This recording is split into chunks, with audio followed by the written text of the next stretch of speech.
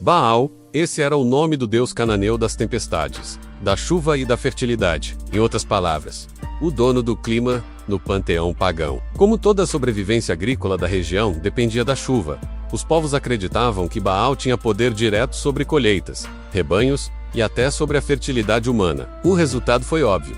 O culto a Baal se espalhou rapidamente e acabou contaminando até o próprio povo de Israel, que vivia cercado por nações que o veneravam. Mas essa adoração não era algo inocente ou apenas diferente. Envolvia práticas pesadas e perturbadoras, prostituição cultural, danças frenéticas, automutilação, rituais extremos e, em alguns contextos, até sacrifícios humanos. Não era só outra fé.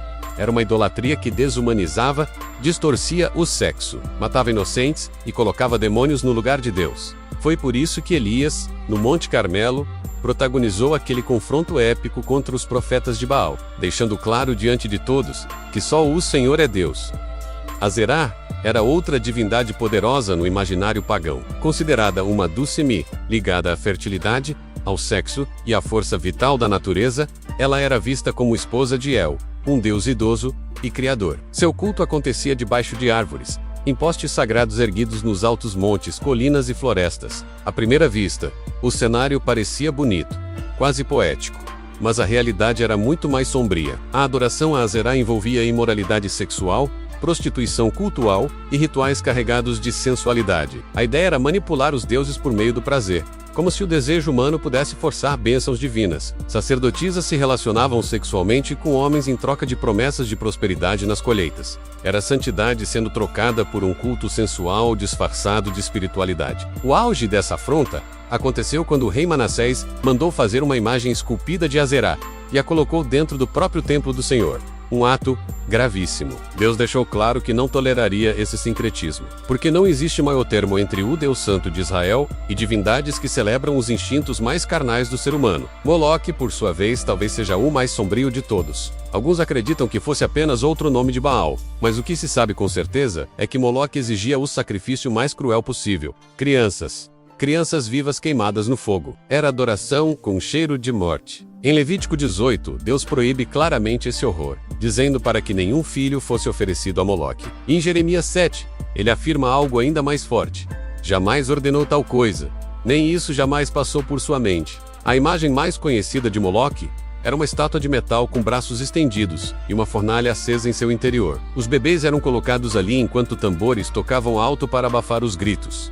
É pesado, mas é real. E o mais assustador é que houve um tempo em que até o povo de Deus caiu nessa loucura. O rei Acaz, por exemplo, sacrificou o próprio filho nesse culto macabro. Dagon era o deus dos filisteus, representado com forma de peixe, metade homem, metade animal. Quase um Poseidon regional. Era visto como o senhor dos cereais e da fertilidade, e seus templos se espalhavam por cidades importantes, como Asdod. Para os filisteus, Dagon era símbolo de orgulho nacional, mas houve um dia em que esse deus caiu literalmente. Quando os filisteus capturaram a Arca da Aliança, colocaram-na no templo de Dagon como troféu de guerra. No dia seguinte, encontraram a estátua caída de rosto no chão diante da arca. O deus verdadeiro havia humilhado Dagon dentro da própria casa dele. A humilhação final veio com Sansão. Cego e prisioneiro, ele foi levado ao templo para ser ridicularizado. No meio de milhares de adoradores, Sansão orou, recebeu forças e derrubou as colunas do templo. O deus peixe terminou esmagado sob os escombros do próprio santuário. O bezerro de ouro foi o primeiro ídolo fabricado pelo próprio povo de Deus. Um dos momentos mais tristes e absurdos da história de Israel. Moisés sobe ao monte para receber a lei, demora um pouco, e o povo entra em desespero. Daretem oro, moldam um bezerro, e declaram: Este é o teu Deus, ó Israel, que te tirou do Egito. Eles trocaram o Deus vivo por uma estátua brilhante. A imagem vinha da influência egípcia, onde deuses touro representavam força e fertilidade. Misturaram ansiedade, passado pagão e religiosidade vazia. Enquanto Moisés recebia os 10 mandamentos, incluindo a proibição de ídolos, o povo quebrava os 2 primeiros mandamentos em tempo recorde, com dança, festa e um culto completamente corrompido. Neustan,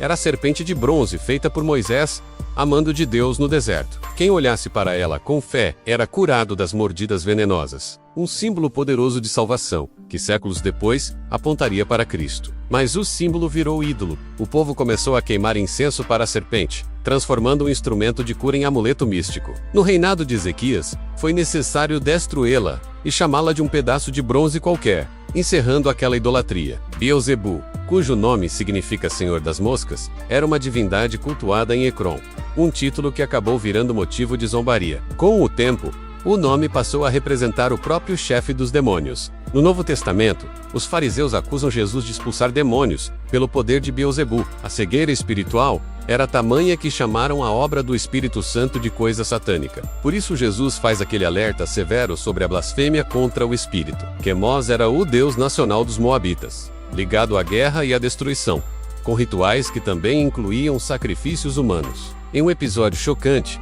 o rei de Moabe sacrifica o próprio filho no muro da cidade como último apelo ao seu Deus. Israel, em momentos de decadência, também flertou com esse culto, inclusive com um altar erguido por Salomão, algo que só seria destruído séculos depois. Tamuz era uma divindade ligada ao ciclo das estações, um deus que morria todo ano e era chorado até renascer. O chocante é que Deus mostrou a Ezequiel mulheres chorando por Tamuz na porta do templo. Em vez de arrependimento, emoção vazia, idolatria com aparência de espiritualidade. A rainha dos céus era adorada com rituais familiares, bolos e incensos, um culto emocional, maternal e sedutor, mas que roubava a glória de Deus.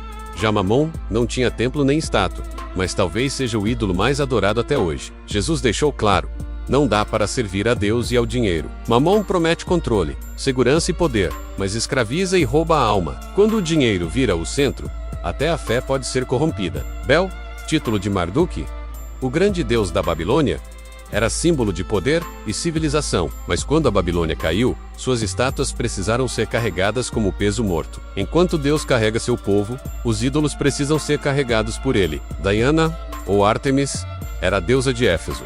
Seu templo era uma das 7 maravilhas do mundo antigo. Religião, comércio e orgulho cultural se misturavam. Quando Paulo pregou o evangelho, ameaçou os lucros dos artesãos. A cidade entrou em histeria, gritando por horas. Não era fé, era medo de perder dinheiro. O culto era sensual, místico e espiritualmente cego. Tudo isso mostra uma verdade dura e clara.